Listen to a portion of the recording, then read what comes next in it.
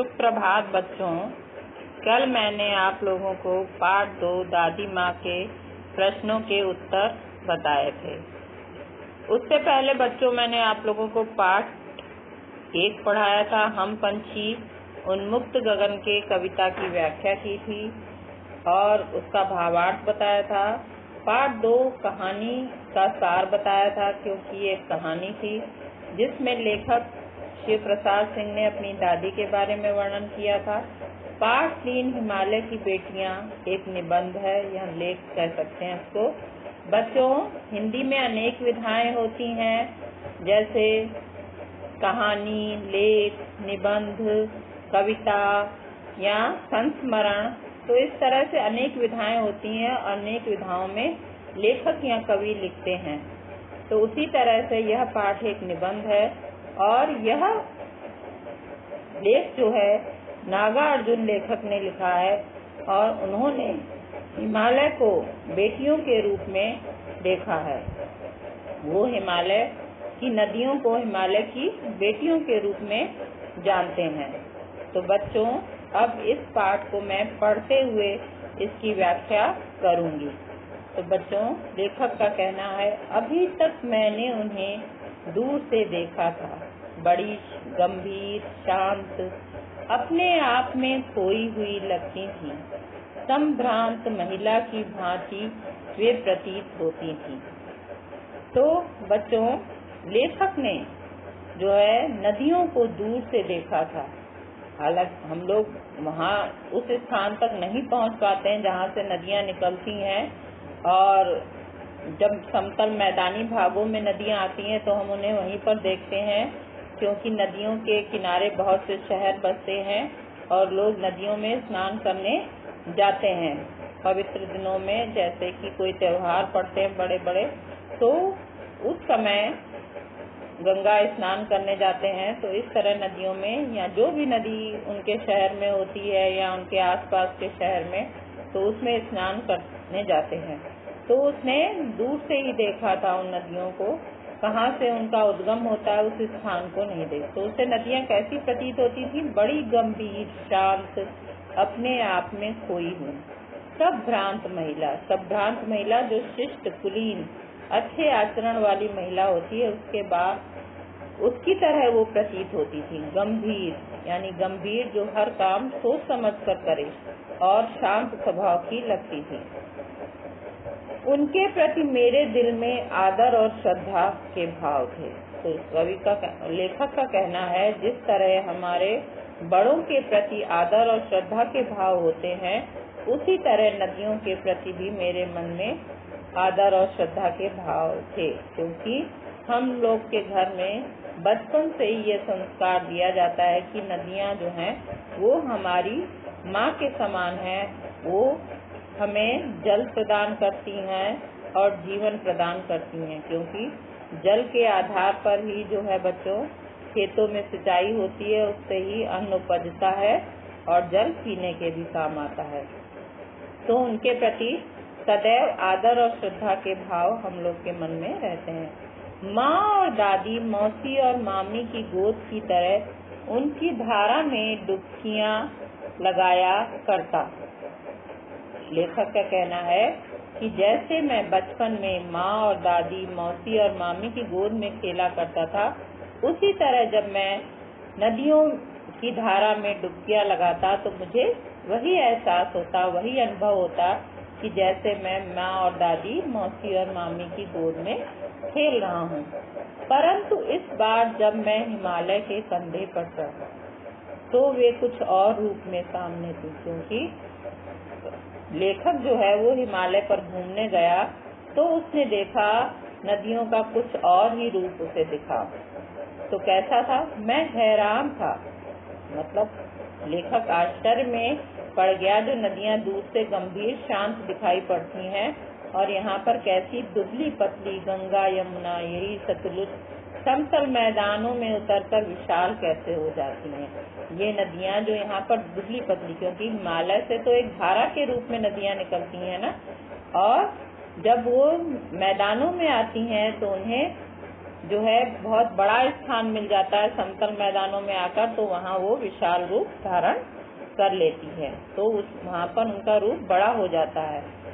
तो बच्चों, इस तरह नदियाँ जो हिमालय से एक धारा के रूप में निकलती हैं, यानी दुबले पतली गंगा यमुना के रूप में होती है, यानी एक पतली धारा के रूप में होती हैं, वही मैदानी भागों में आकर विशाल रूप धारण कर लेती हैं।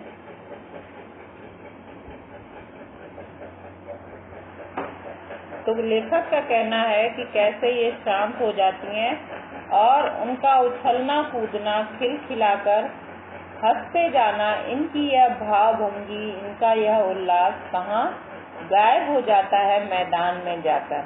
क्योंकि पर्वतों से जब वो धारा के रूप में गिर रही हैं तो ऐसे लगता है उछल कूद मचा रही हैं। जैसे कि छोटे बच्चे होते हैं तो वो क्या करते हैं, उछलते और कूदते हैं और जो है खेलते हैं, खिलखिलाकर हंसते हैं। तो वह स्वरूप जो है भावभंगी माने वह व्यवहार या स्वरूप, और इनका यह उल्लास, उल्लास मतलब आनंद कहाँ गायब हो जाता है मैदान में जाकर। क्योंकि मैदान समतल है, वहाँ तो ऊपर नीचे पहाड़ है नहीं, तो इसलिए समतल जो जगह होती है वहाँ पर हम समान रूप से ही चलेंगे। तो वही नदियों का भी है कि पहाड़ों पर जब होती हैं वो नीचे की ओर घुसती हैं तो ऐसा लगता है कि उछल कूद मचा रही हैं, लेकिन जब समतल मैदानों में आती हैं तो ये गंभीर, शांत, संभ्रांत महिला की तरह हो जाती है। किसी लड़की को जब मैं देखता हूँ, किसी कली पर जब मेरा ध्यान अटक जाता है, तब भी इतना कौतूहल और विस्मय नहीं होता जितना कि इन बेटियों की बाल लीला देखकर। कवि का कहना है कि किसी लड़की को जब मैं देखता हूँ तो, और किसी कली पर जब मेरा ध्यान अटक जाता है, तब भी इतना कौतूहल और विस्मय नहीं होता जितना इन बेटियों की बाल लीला देखकर। यानी पर्वतों पर जो उनका उल्लास से कूदना, उछलना, जो और जब धाराएं नीचे गिरती हैं तो शोर मचाती हैं, तो ऐसा लगता है कि वो खिलखिला कर हंस रही हैं, लेकिन ये सब मैदानों में उनका नहीं दिखाई पड़ता है। तो वही कह रहे, किसी लड़की को जब मैं देखता हूँ, किसी कली पर जब मेरा ध्यान अटक जाता है, यानी अपने घर में यदि यहाँ आते जाते किसी लड़की को देखता हूँ तब भी मुझे इतना विस्मय या आश्चर्य नहीं होता, या कली को देखकर भी, जितना इन बेटियों की बाल लीला देखकर। मतलब वो तरह तरह की जो बाल लीलाएं पर्वतों पर करती हैं, तो उनको देखकर कवि को आश्चर्य हो रहा है। कहाँ ये भागी जा रही हैं? वह कौन लक्ष्य है जिसने इन्हें बेचैन कर रखा है? अपने महान पिता का विराट प्रेम पाकर भी अगर इनका हृदय अतृप्त ही है, तो वह कौन होगा जो इनकी प्यास मिटा सकेगा? कहाँ ये भागी जा रही? कभी तो आश्चर्य हो रहा है कि कहाँ भागी जा रही है, मतलब उत्तर हिमालय से निकल रही है और किस ओर भागी जा रही है। वह कौन लक्ष्य है और इनका लक्ष्य क्या है, इनका क्या उद्देश्य है जिसने इन्हें बेचैन कर रखा है, जिन्हें इनको इतना व्याकुल बना दिया है कि ये अपने पिता, जो इतने उनके विशाल महान पिता हैं हिमालय, उनका विराट प्रेम, उनका अत्यधिक प्रेम पाकर भी इनका हृदय जो है अतृप्त है। आज भी इनकी वो प्रेम पाने की भूख जो है वह शांत नहीं हुई है। तो कौन होगा जो इनकी प्यास मिटा सकेगा? कौन इनको तृप्त कर सकता है? बर्फ जली नंगी पहाड़ियाँ, छोटे छोटे पौधों से भरी घाटियाँ, बंधुर अद्भुतकाएं, कर सब्ज उपत्यकाएं, ऐसा है इनका लीला निकेतन। और जो पहाड़ है वो कैसा है? वहाँ पर बर्फ जली नंगी पहाड़ियाँ, जो पहाड़ियाँ हैं वो बर्फ से रही हैं, बर्फ से युक्त है। छोटे छोटे पौधों से भरी घाटियाँ, पहाड़ों के बीच में जो समतल स्थान होता है वो छोटे छोटे पौधों से युक्त है। बंधुर अधिष्टिकाएं, अधिष्टिकाएं जो पहाड़ के ऊपर की कहीं कहीं समतल भूमि होती है उसको कहते हैं अधिष्टिकाएं। सरसब्ज उपत्यकाएं, और जो पहाड़ के पास की भूमि होती है, जो घाटी होती है, उसे कहते हैं उपत्यकाएं। ऐसा है इनका लीला निकेतन। इनके लीला करने का जो घर है, निकेतन माने घर, वो ऐसा है, फिर भी ये क्या कर रही हैं, उसको छोड़ के भागी जा रही हैं। खेलते खेलते जब ये जरा दूर निकल जाती हैं तो इन्हें देवदार, चीड़, सरो, चिनार, सफेदा, कैल के जंगलों में पहुंचकर, चीड़, सरो, चिनार, सफेदा, केल के जंगलों में पहुंचकर शायद इन्हें बीती बात याद करने का मौका मिल जाता होगा। कौन जाने बुढ़ा हिमालय अपनी इन नटखट बेटियों के लिए कितना सिर धुनता होगा। बड़ी बड़ी चोटियों से जाकर पूछिए तो उत्तर में विराट मौन के सिवाय उनके पास और रखा ही क्या है।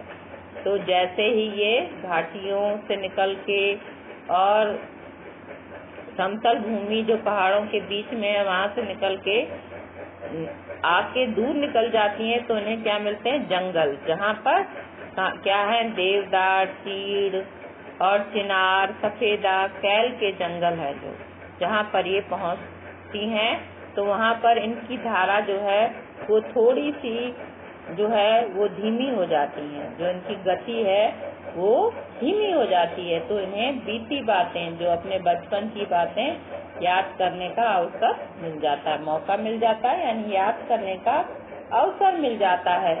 तो कौन जाने बुढ़ा हिमालय, यानी जो इनका पिता है हिमालय, वो अपनी इन नटखट यानी शैतान बेटियों के लिए कितना सिर धुनता होगा, यानी इनको कितना याद करता होगा कि हमारी जो नटखट बेटियां हैं वो कहाँ चली गई हैं। बड़ी बड़ी चोटियों से जाकर पूछे, यदि हिमालय की जो बड़ी बड़ी चोटियां हैं वहाँ पर पूछें इस बात को तो क्या उत्तर में मिलेगा, विराट मौन के सिवाले।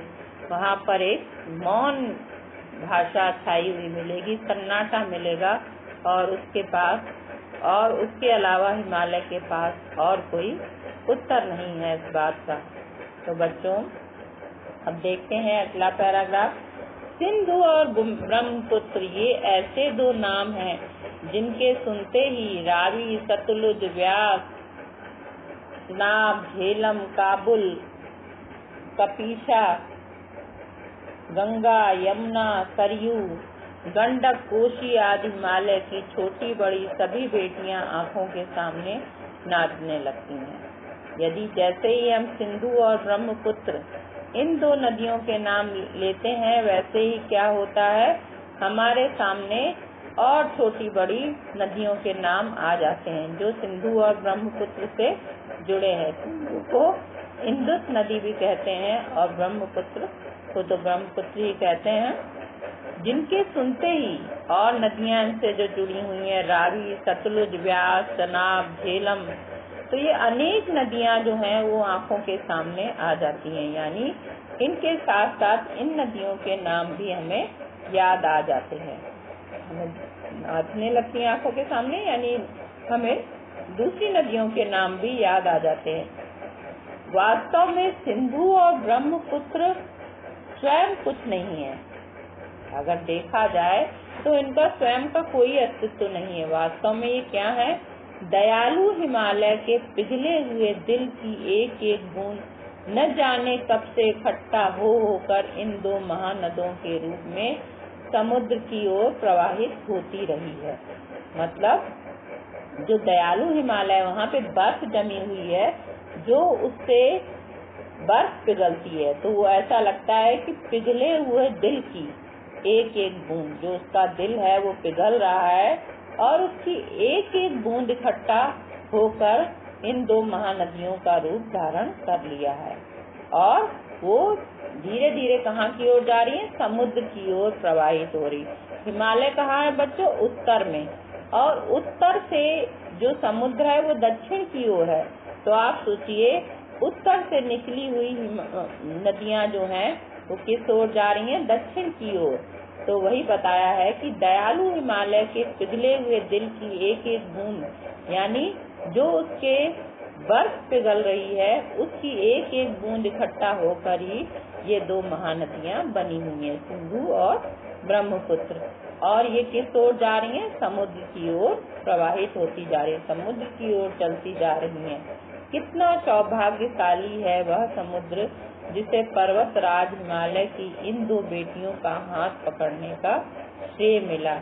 तो वो कहता है लेखक कि कितना सौभाग्यशाली, यानी उसका कितना सौभाग्य है बड़ा, तो कि वह समुद्र जिसे पर्वतराज की इन दो बेटियों का हाथ पकड़ने का श्रेय मिला, यानी उसे इसका सौभाग्य मिला है कि वो हम जो हिमालय की ये दो बेटियां हैं उनका हाथ पकड़े। क्यों?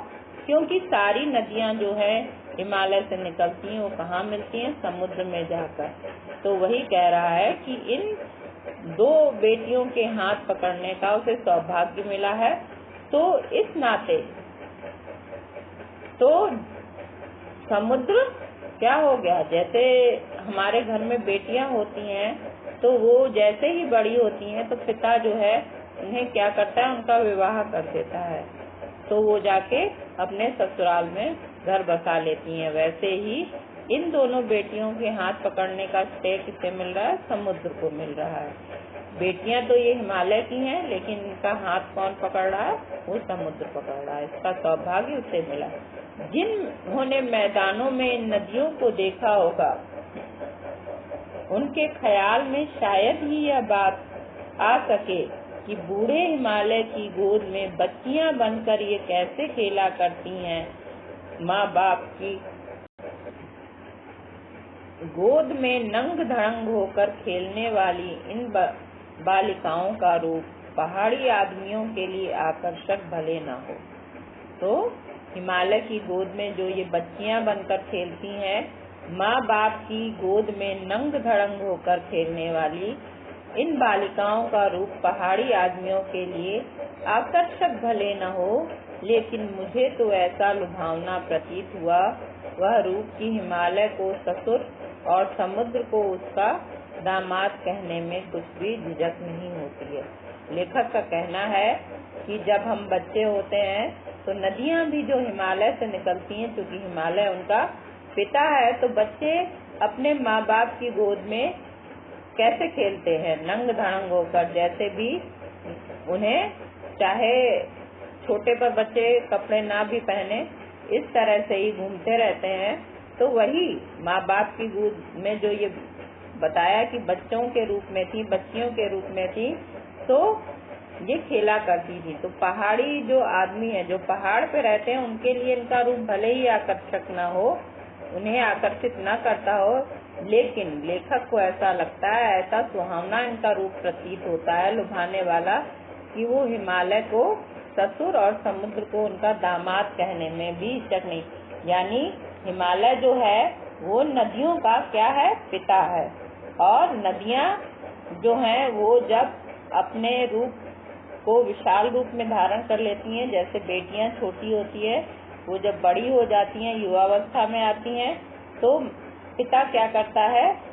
अपनी बेटियों का हाथ जो है किसको दे देता है? दामाद को, यानी उनका विवाह कर देता है। तो हिमालय क्या हुआ? वो समुद्र का ससुर बन गया। यानी नदियों का तो हिमालय पिता है, और लेकिन जब समुद्र के हाथ में हिमालय ने अपनी बेटियों को दे दिया, तो हिमालय जो है वो समुद्र का ससुर बन गया। तो हिमालय और समुद्र में कैसा रिश्ता है? ससुर और दामाद का। ठीक है, क्योंकि जहाँ बेटी को हम ब्याहते हैं तो वहाँ पिता के लिए जो वो जिसको हाथ देता है अपनी बेटी का, वो उसका दामाद होता है। तो हिमालय और समुद्र में कैसा रिश्ता है? ससुर और दामाद का। तो वही लेखक कह रहा है कि मुझे जो है इन नदियों का रूप इतना आकर्षक लगता है कि मैं हिमालय को ससुर और समुद्र को उसका दामाद कहने में भी झिझक नहीं होती। मुझे कोई परेशानी नहीं है, मन में कोई भी इसके लिए विचार जो है नहीं आता, कोई भी हिचकिचाहट नहीं होती है इस बात को कहने में कि हिमालय जो है वो समुद्र का ससुर है और समुद्र उसका दामाद है। बच्चों, अगला पैराग्राफ देख लेते हैं। कालिदास के विरही यक्ष ने अपने मेघदूत से कहा था, वेत्रवती बेतवा नदी के को प्रेम का प्रतिदान देते जाना। तुम्हारी वह प्रेयसी तुम्हें पाकर अवश्य ही प्रसन्न होगी। यह बात इन चंचल नदियों को देखकर मुझे अचानक याद आ गई और सोचा कि शायद उस महाकवि को भी नदियों का सचेतन रूपक पसंद था। दरअसल जो भी कोई नदियों को पहाड़ी घाटियों और समतल आंगनों के मैदानों में जुदा जुदा शक्लों में देखेगा, वह इस नतीजे पर पहुंचेगा। मतलब कालिदास जो है उन्होंने मेघदूत रचना की है, मेघदूतम। उसमें उन्होंने मेघदूत विरही यक्ष और उसकी पत्नी की कहानी है, प्रेमिका की कहानी है। तो उससे यक्ष जो है वो अलग हो गया है, जुदा हो गया है। तो वो मेघदूत के द्वारा, यानी मेघदूत यानी जो बादल है उसको दूत के रूप में दूत बनाकर उसको संदेशा अपनी पत्नी तक पहुंचाता है। तो वही है। तो कालिदास के विरही यक्ष ने अपने मेघ रूपी दूत से कहा था कि बेतवा नदी जो बीच में पड़ती थी, तो उसको अपने प्रेम का बदला देते जाना, मतलब प्रेम को बदले में देते जाना। तो तुम्हारी वो प्रेमिका जो है वो भी तुम्हें पाकर अवश्य ही प्रसन्न होगी। तो मतलब चंचल नदियों को देखकर कवि को अचानक बात याद आ गई कि प्रकृति को कैसे लोग जो है एक संदेश वाहक के रूप में जो है वो मान लेते हैं। क्योंकि पहले तो हमारे पास संदेश पहुंचाने के लिए कोई इस तरीके से जो है मोबाइल तार वगैरह नहीं थे। तो लोग, जैसे आप लोगों ने देखा है कि कबूतर के द्वारा संदेश पहुंचाते थे, वैसे ही यक्ष ने अपनी प्रेमिका तक अपना संदेश जो है वो मेघ रूपी दूत के माध्यम से भिजवाया था। तो कवि को नदियों की चंचलता देखकर ये बात भी याद आ गई कि जब वहाँ पर उन्होंने कहा था कि बेतवा नदी को प्रेम का प्रतिदान देते जाना, तो तुम्हारी प्रेमिका भी जो है वो तुम्हें पाकर अवश्य ही प्रसन्न होगी। तो यानी कि महाकवि को भी जो है नदियों का जो है सचेतन रूप पसंद था, है। क्योंकि जो कवि लोग होते हैं उनकी कल्पनाएं कहाँ कहाँ तक पहुँच जाती हैं। वो प्रकृति को जो है एक जैसे चलते फिरते मानव के रूप में, नटी के रूप में, कई रूपों में देखते हैं। तो वही है कि नदियों का जो पहाड़ी घाटियों और समतल आंगन में आकर मैदानों में जो जुदा जुदा रूप है, अलग अलग रूप है, उसको देखकर ही कवि इस नतीजे पर पहुंचा। कोई भी इस नतीजे पर पहुंच जाएगा, उसका कहना है। तो उसी तरह लेखक भी जो है इस नतीजे पर पहुंच गया। उसने यही माना कि जो लेखक या कवि हैं वो जो नदियों को है वो सचेतन रूप में ही देखते हैं। काका कालेलकर ने नदियों को लोक माता कहा है। तो अनेक कवियों और लेखकों ने नदियों के ऊपर रचनाएं की हैं, उनको अलग अलग रूप में देखा है। तो काका कालेलकर नदियों को क्यों लोक माता कहते थे? किंतु माता बनने से पहले यदि हम इन बेटियों के रूप में देख लें तो क्या अर्थ है? लोक माता इसलिए काका कालेलकर ने कहा है क्योंकि हमने बताया कि नदियों के किनारे ही जो हैं हमारे अनेक शहर बसे हुए हैं। जैसे वाराणसी ले लें तो वो गंगा नदी के किनारे, पटना गंगा नदी के किनारे, लखनऊ हमारा यमुना नदी के किनारे, आगरा हमारा यमुना नदी के किनारे। तो इस तरह से लखनऊ गोमती नदी के किनारे और आगरा हमारा यमुना नदी के किनारे। तो इस तरह से जो है कई जो शहर हैं वो नदियों के किनारे बसे हुए हैं, जहाँ पर इसलिए क्या होता है, नदियों के किनारे बसे होने वाले जो शहर होते हैं या क्षेत्र होते हैं, वहाँ की भूमि जो है उपजाऊ होती है, क्योंकि वहाँ पर सिंचाई करने के लिए जल आसानी से उपलब्ध हो जाता है। तो यही लेखक का भी कहना है कि इसीलिए काका कालेलकर ने नदियों को लोक माता कहा है, क्योंकि वो हमें जल भी देती है और जीवन भी प्रदान करती हैं।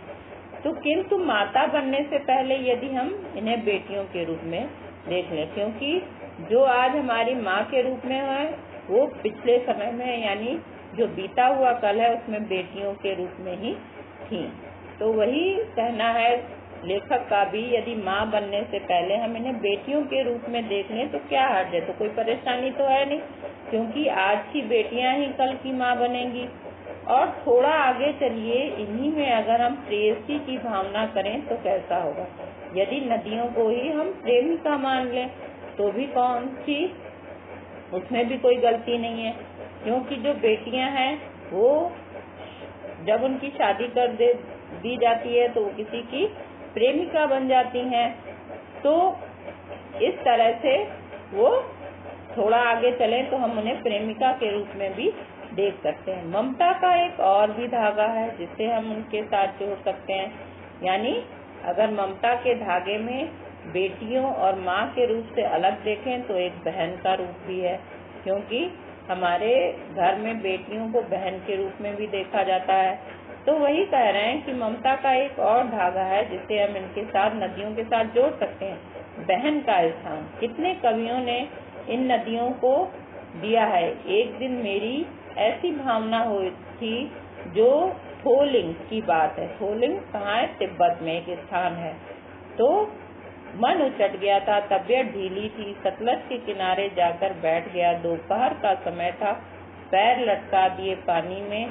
थोड़ी ही देर में उस प्रगतिशील जल ने असर डाला और तन और मन ताजा हो गया, तो लगा मैं गुनगुनाने। लेखक का कहना है कि ये नदियां जो हैं इन्हें बहन का रूप भी हम दे सकते हैं, और बता रहे थे कि जब एक बार थोलिंग में, तिब्बत में जो स्थान है, वहाँ पर मेरा मन उछट गया, यानी मैं मन से बहुत बेचैन था और अंदर से स्वास्थ्य भी कुछ ठीक नहीं लग रहा था।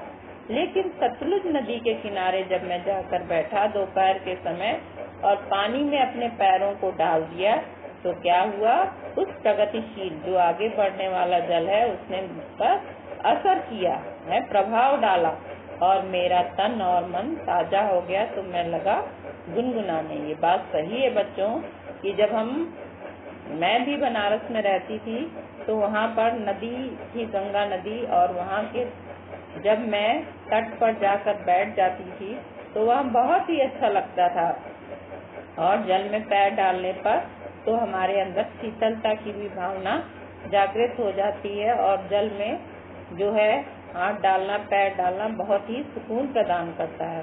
तो लेखक भी जो है उसका तन और मन जो है प्रफुल्लित हो गया, आनंदित हो गया, और वो गुनगुनाने लगा। जय हो सतलुज बहन तुम्हारी, लीला अचरज बहन तुम्हारी। हे सतलुज बहन, हे सतलुज नदी, तुम्हारी जय हो। तुम्हारी जो लीला है वो आश्चर्यजनक है, अचरज उत्पन्न करने वाली है। हुआ मुदित मन हटा खुमारी, मेरा मन जो है वो प्रसन्न हो गया, और खुमारी माने आलस से, मेरे ऊपर जो आलस था वो हट गया। जाऊं मैं तुम पर बलिहारी, मैं तुम पर बार बार निछावर हो जाना चाहता हूँ। तुम बेटी यह बाप हिमालय, चिंतित पर चुपचाप हिमालय। तुम बेटी हो और हिमालय तुम्हारा पिता है, चिंतित है पर चुपचाप है हिमालय। प्रकृति नटी के चित्रित पट पर अनुपम अद्भुत छाप हिमालय, जय हो सतलुज बहन तुम्हारी। प्रकृति नटी के, प्रकृति को कैसा माना है? नटी के रूप में। नटी यानी नृत्य करने वाली नर्तकी, जो अनेक तरह के कर्तव्य दिखाती है। कहते हैं प्रकृति पल पल परिवर्तित होती रहती है, वही तो है प्रकृति नटी के चित्रित पट पर अनुपम अद्भुत छाप हिमालय। तो जो ये प्रकृति रूपी नटी है, जो जिसके जो है चित्र हमेशा बदलते रहते हैं, तो उस पर जो है अनुपम अद्भुत छाप हिमालय। ये हिमालय जो है वो बिल्कुल अनोखा और अद्भुत है, आश्चर्यजनक है। जय हो सतलुज बहन तुम्हारी, सतलुज बहन तुम्हारी जय हो। तो बच्चों, ये पाठ आप लोगों को जो है समझ में आ गया होगा। मैंने इसकी व्याख्या की है, इसी के आधार पर मैं आप लोगों को कठिन शब्दों के अर्थ बता रही हूँ और कुछ प्रश्नों को दे रही हूँ जिनके उत्तर आपको स्वयं लिखने हैं। बच्चों, ये है कठिन शब्दों के अर्थ। संभ्रांत, संभ्रांत माने शिष्ट, कुलीन, भावभंगी, व्यवहार या स्वरूप, उल्लास, आनंद, विस्मय, आश्चर्य, अतृप्त जिसकी भूख शांत न हुई हो। अधिष्टिकाएं पहाड़ के ऊपर की समतल भूमि।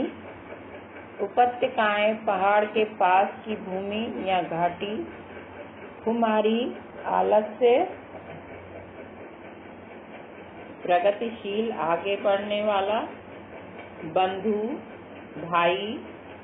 प्रेयसी प्रेमिका। नटी नृत्य करने वाली। प्रतिदान बदले में। बलिहारी न्यौछावर होना। तो बच्चों, ये थे कठिन शब्दों के अर्थ। और अब मैं आप लोगों को कुछ प्रश्न गृह कार्य के लिए दे रही हूँ। बच्चों, ये प्रश्न गृह कार्य के लिए हैं। हिमालय की बेटियां पाठ के लेखक कौन हैं? बच्चों, फिर से देखिए प्रश्न। हिमालय की बेटियां पाठ के लेखक कौन हैं? लेखक को नदियां कैसी लगती थी? हिमालय की बेटियां कौन हैं? नदियां कहाँ से कहाँ भागी जा रही हैं? काका कालेलकर ने नदियों को लोक माता क्या कहा है? तो फिर से देख लीजिए बच्चों प्रश्न। हिमालय की बेटियां पाठ के लेखक कौन है? लेखक को नदियां कैसी लगती थी? हिमालय की बेटियां कौन हैं? नदियां कहाँ से कहाँ भागी जा रही हैं? काका कालेलकर ने नदियों को क्या कहा है? तो ये बच्चों 5 प्रश्न हैं। इनके उत्तर आपको स्वयं लिखने हैं। यदि आपको नहीं समझ में आए तो मैं अगली वीडियो में पुनः बताऊंगी। बच्चों, पाठ समझ में आ गया होगा। फिर भी पाठ को समझने में यदि कोई समस्या आती है तो बच्चों आप मुझसे पूछ सकते हैं। धन्यवाद बच्चों।